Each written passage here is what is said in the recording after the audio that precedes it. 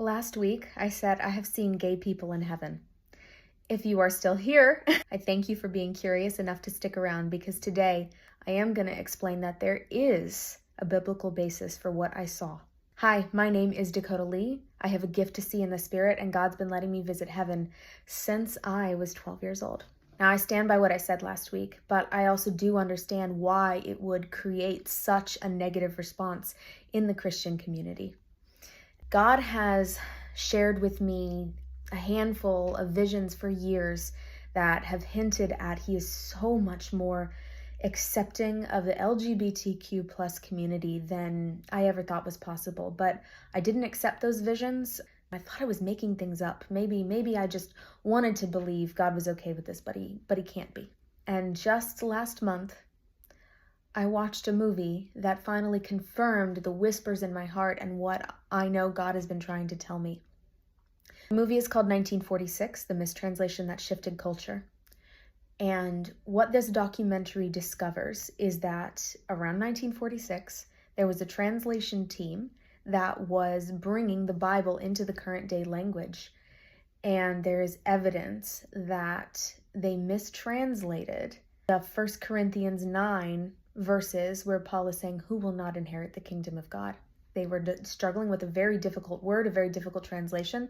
They were even considering changing the translation, but before they changed it, sometime later in the 20th century, other translators for other versions of the Bible took what was originally translated in 1 Corinthians 9 and then put the word homosexual in a bunch of other places in the New Testament. Suddenly the New Testament seems to have a boatload of verses that say that homosexuality is a sin. And not only that, but they will not inherit the kingdom of God. There's so much more in this movie, and I encourage you to go watch it because it's already started to change my life. Well, if it wasn't supposed to say homosexual, then what was it supposed to say? One main word that the translation team back then was struggling with was arsenokoitai. And if you translate it straight from the Greek, it does mean man bed, so men in bed. So if you stop there, it still means gay people will not inherit the kingdom of God. But if you look deeper into the context of what was going on in that time and what was in Paul's face as he wrote that, there was this social system at the time called pedestry. And basically, it was a socially acceptable way for old Greek men to couple with prepubescent boys as a way of having their way with them, but also as a way to introduce them into Greek society. And even parents would condone such things to get their child ahead. And there is a lot of evidence that this is what Paul was speaking against. Not homosexuality, but against our word, and against people who do that, and especially against people who abuse children. It would make so much sense that Paul was calling out people who actually cause harm to other people, specifically children, versus calling out people who are in a loving relationship as two consenting adults. This movie does handle a lot of the verses in the Bible, and it also goes over a lot of the Old Testament translations. But to me, I know, especially in Leviticus, there's a lot of things that are said as an abomination to God. And if you pull out just the verses of homosexuality, it looks pretty bad. But if you read it all together, there are so many things that were considered an abomination to God back then. It would mean if we lived by that today, then either you or someone you love would probably be an abomination to God. Jesus came, and it does say this in Romans, Jesus came, and what he did on the cross actually killed the law.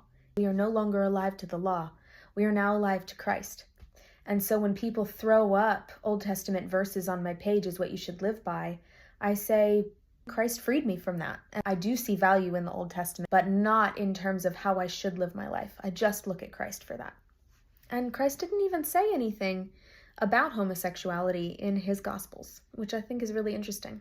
As this was all swirling around in my mind, I asked God about this, and he said, yes, there are a lot of people that are just born this way, born different, born gay. I said, is that everybody? And he goes, there are people who are born gay. But there are also people who are following a path in the LGBT plus community that may not necessarily be living their best life. They may just be looking for love in the most inclusive community that they have ever seen, which is currently not the church. I said, okay, God, that makes a lot of sense. I said, but how do I tell the difference? And God looked at me and he said, Dakota, you will never be the one to tell the difference. He said, that's my job.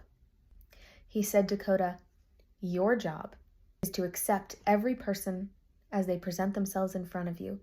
I will sort out their heart later, but don't block them from getting to me. If you're still here, thank you. I know my video is not going to convince everybody, but I think a lot of faith, our walk of faith, is being open to the mysteries of God and being open to the fact that things that we have always perceived our entire life may be different. And maybe God's version of love is so much bigger than we ever imagined. This blesses you. And if it doesn't convince you, now you know where I stand. And thank you for being open to the possibility that God is so much more loving and inclusive than we ever thought he could be.